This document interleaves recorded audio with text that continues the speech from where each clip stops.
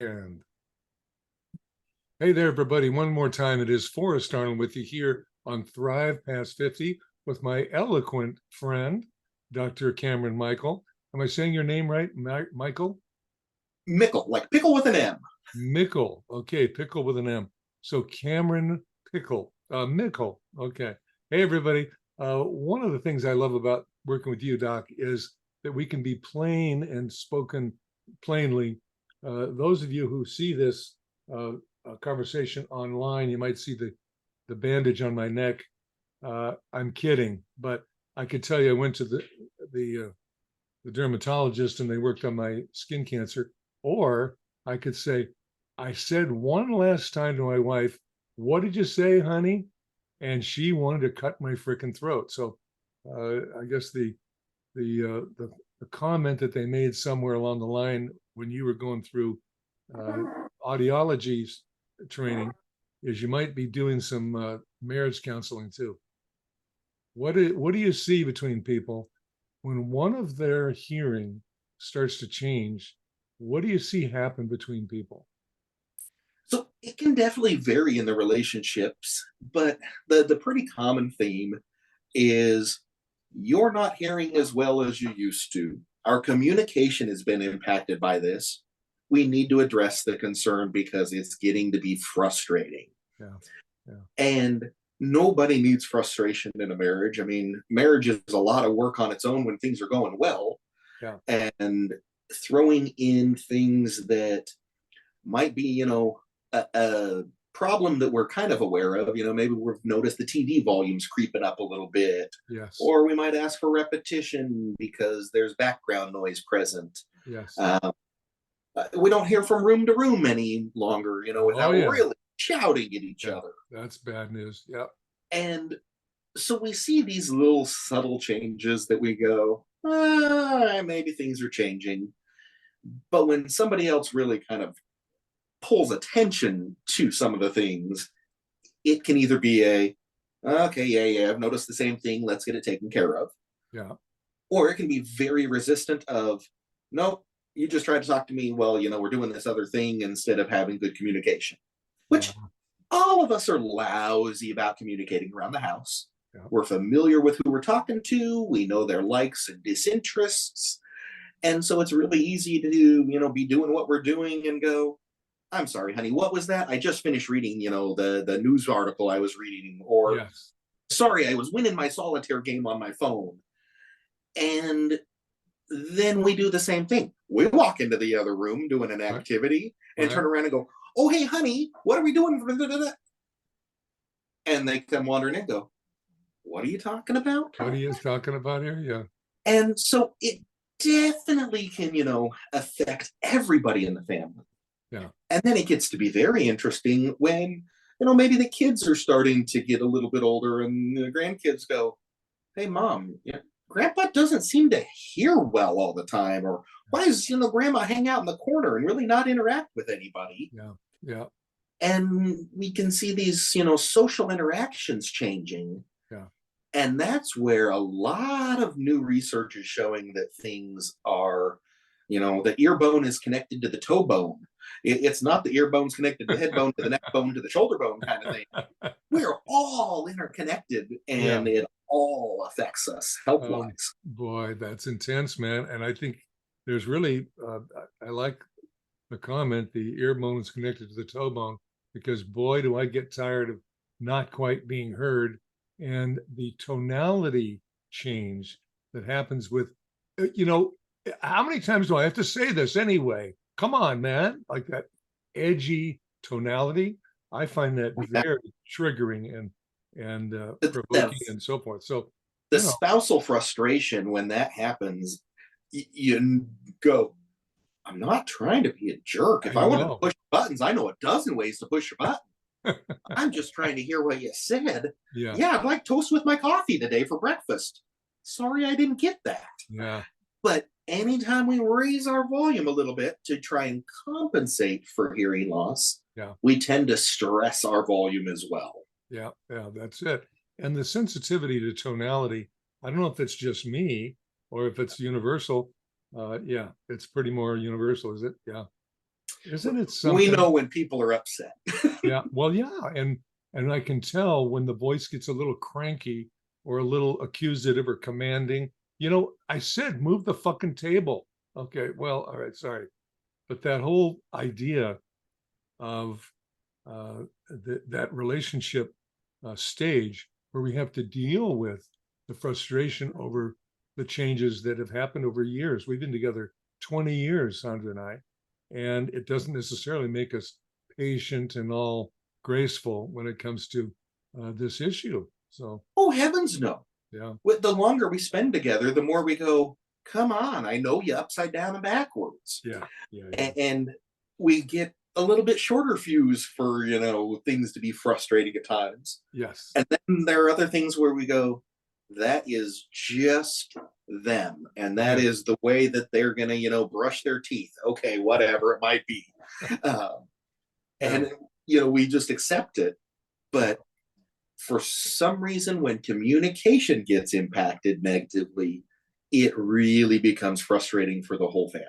Wow, what a trip, man. Now you start to mention kids, and in my circle of friends, we've got Kitsap Circle that we meet each week. Got a couple of financial planners, a couple of insurance providers, and what I was just startled by is the amount of change in a good way that technology has advanced in medical as to cancer treatment, those kind of things, but also in some of the financial tools that didn't used to be available. Living benefits was one of them, where you can actually draw some cash out of a future value of your life insurance, those kind of things. What are Yeah. the advances you're seeing when you told my wife Sandra and I her kind of hearing loss might be improved by a thumbtack? Mine, we're working on augmentation and amplification. There are different tools for these, aren't there? Oh, golly, yeah. So, our typical hearing loss that the majority of us are going to develop as adults, somewhere starting, maybe around 50 years of age for a lot of us. Right? But really, in that about 70 years old is when we see this magic hearing loss start showing up from almost all of us. Ding, there we go. Okay. By the time we're 80, it's almost a guarantee that we're going to have some sort of measurable hearing loss. Okay. Now, that typical hearing loss we're seeing due to aging, noise damage from working in, maybe military service or a factory, something like that. Sure. That's all going to be sensors in the ear that are destroyed and natural aging of the nerve and things. That's nothing we can deal with from a surgical perspective Okay. until it gets to the point where we got to replace it, and then we're looking at a cochlear implant. Yeah. So for most of us, that's treated with hearing aids to augment the access to conversation and sounds. Good. In other situations, some of the mechanical anatomy of the ear is damaged, where maybe the ear bones aren't articulating well. They're fused together. Maybe they've been eroded by an infection or something. Uh-huh. And in that case, the surgeon can go in and replace it with prosthetics, or there's a couple of surgical treatments. No kidding. Now, when you actually, my friend, did a hearing test for my lady Sandra the other day, what was cool to her and brought up a good conversation between us is the fact that there could be a way that the mechanics inside her ear could actually be removed and replaced with a device, a thumbtack, that would hear and communicate directly to her her hearing bone. What is that all about? So the particular surgery that she's being evaluated for would be a stapedectomy, which the little ear bones aren't working properly. Uh-huh. And the purpose of those little ear bones, very much like a thumbtack, focuses pressure from the thumb to a very fine point to, pop through a note onto a corkboard. Right.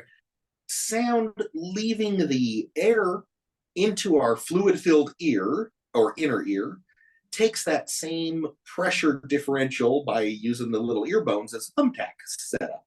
Huh.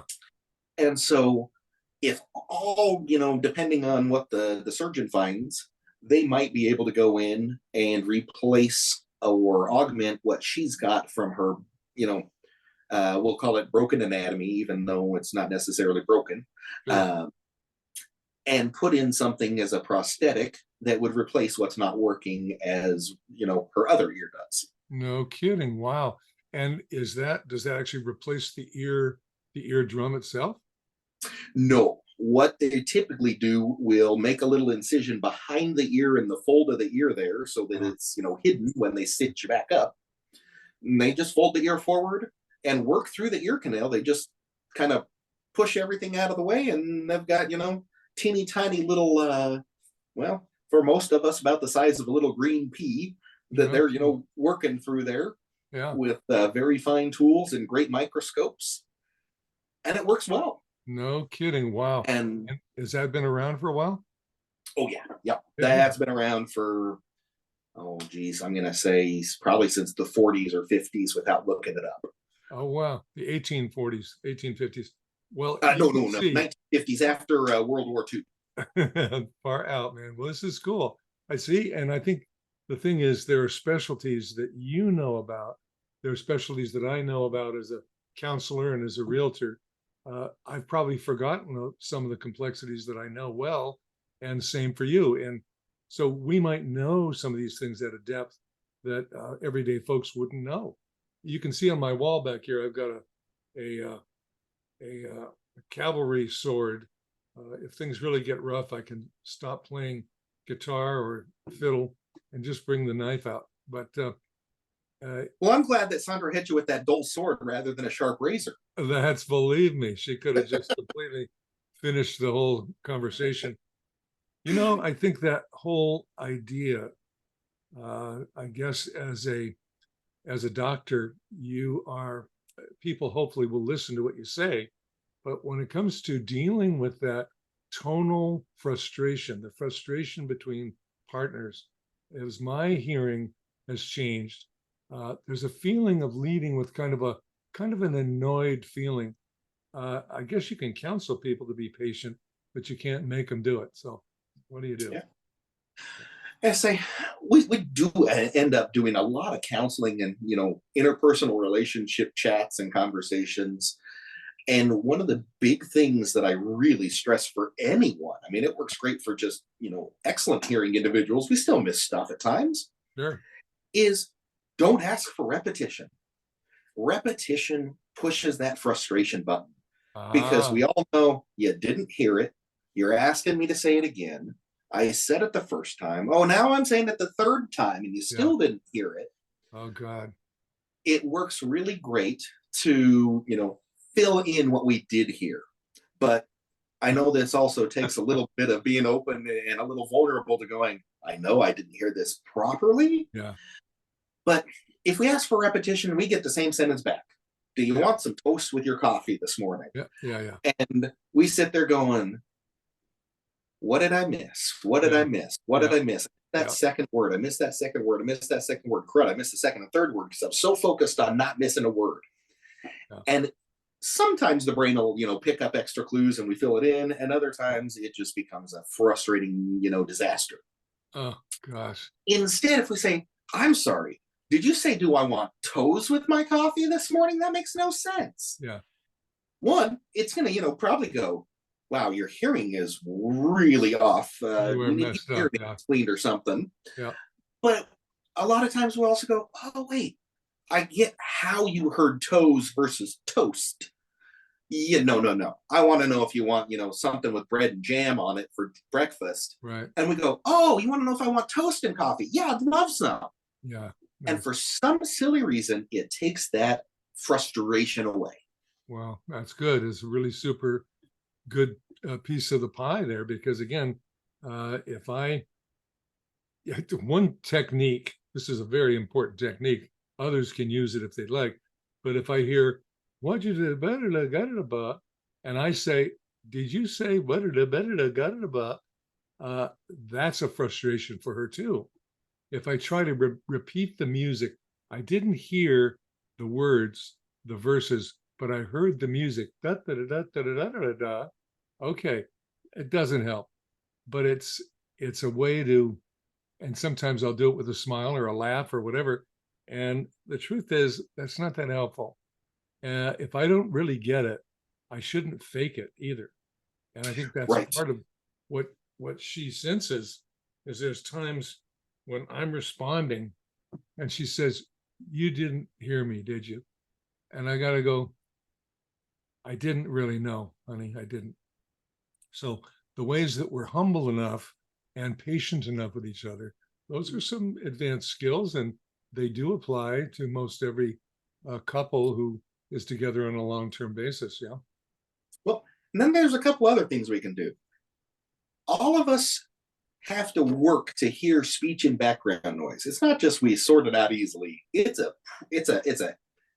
lifting a heavy weight kind of activity with the brain. Minimizing all that background noise to have a conversation definitely helps. Yep.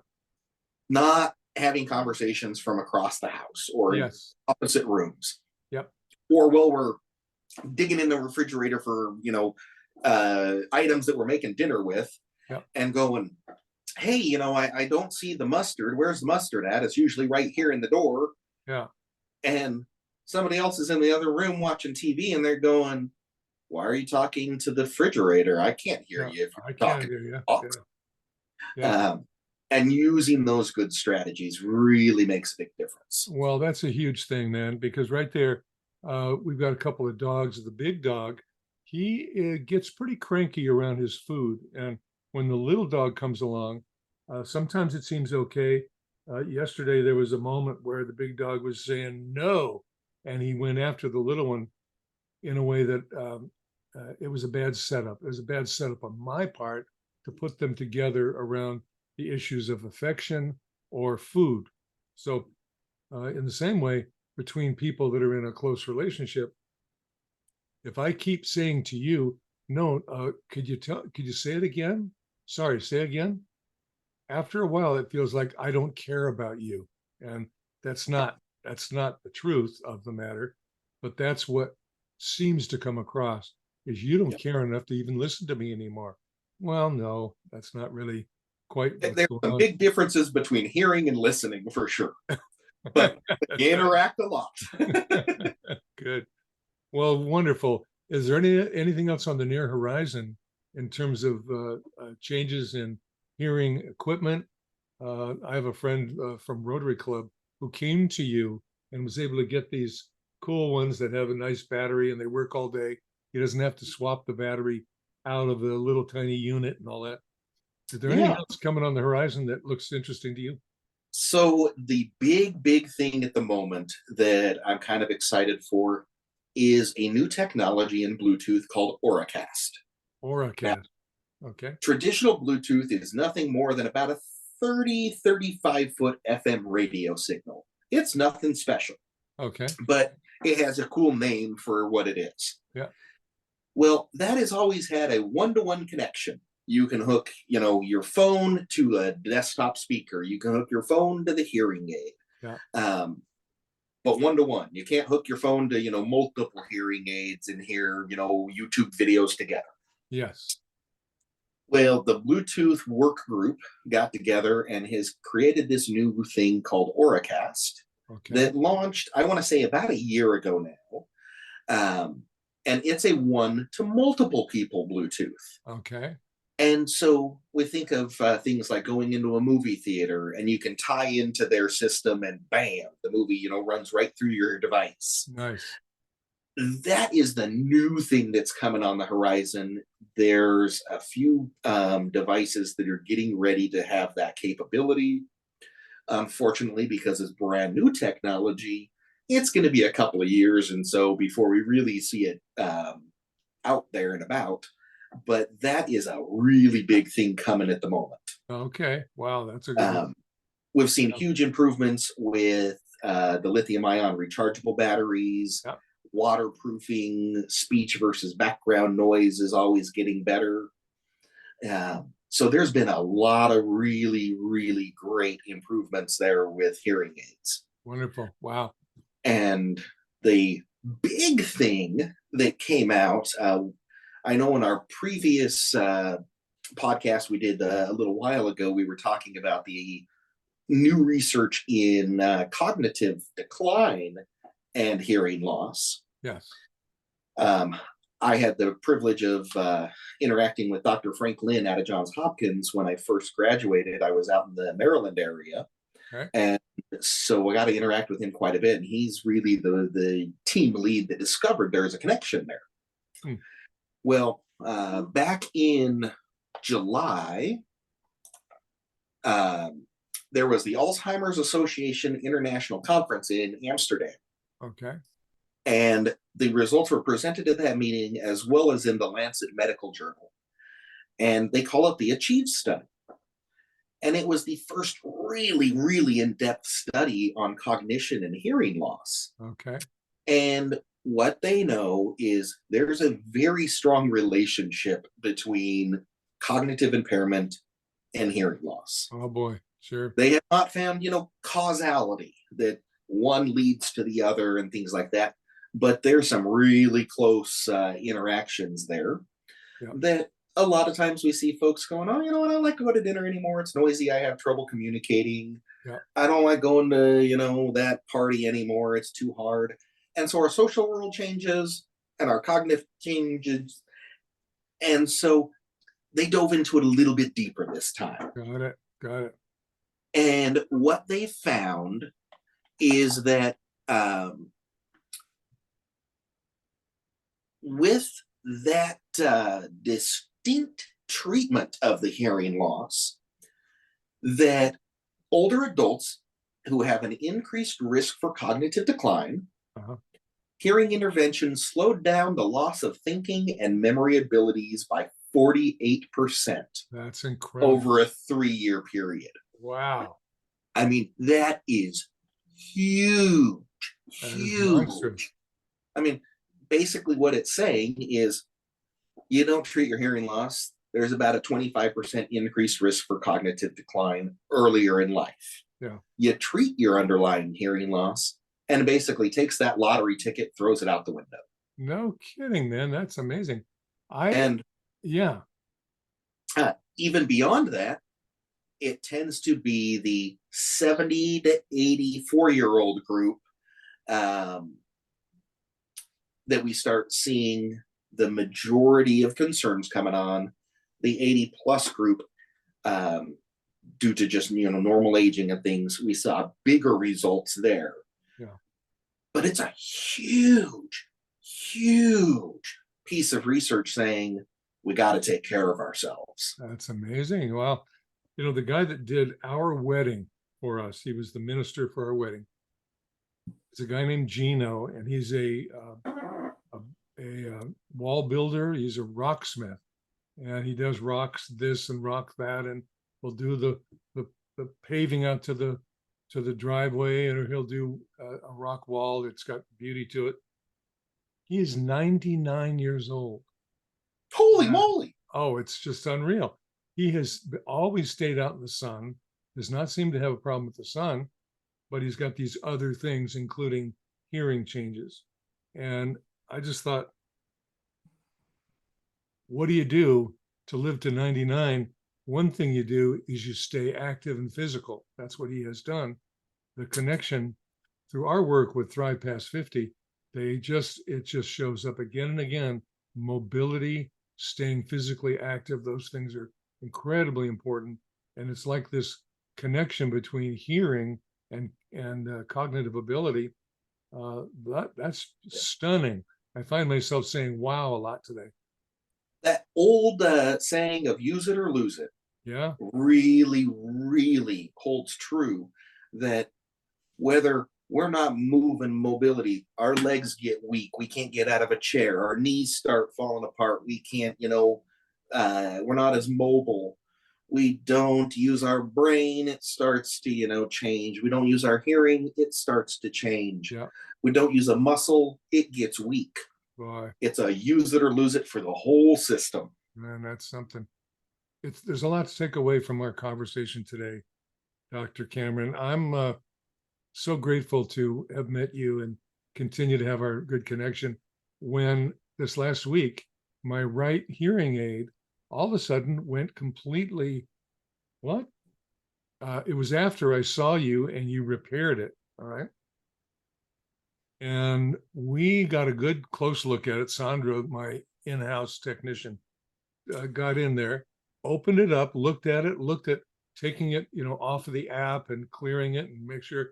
But the phone said it is 100% charged, and it was all, set up and it was connected to the system. She took out the little filter devices, popped that thing out, and in the very little tip was some earwax. I don't know where it came from or how it got there, but she popped that and put a new filter in. All of a sudden, boom, everything was working again. So I think to have somebody that you adore and trust, like we adore and trust you, is a great pleasure. And I just want to thank you for being with us again here on Thrive Past 50. It's my absolute pleasure to be here and update everybody with what's been going on the hearing side of things. I like it. And everybody, as you hear this program, Dr. Camron is out on Bainbridge Island for most of the week. You also still doing the Port Ludlow? I still have an office up in Port Ludlow, Tuesdays and Thursdays. Great. So what we're talking about is Here for Life Audiology. So you can get online and look at the days and make the call to get set up with Dr. Camron. Thank you, bro. My pleasure. Tell your sweet Aloha pea for I said now. hi. Great. Bye-bye.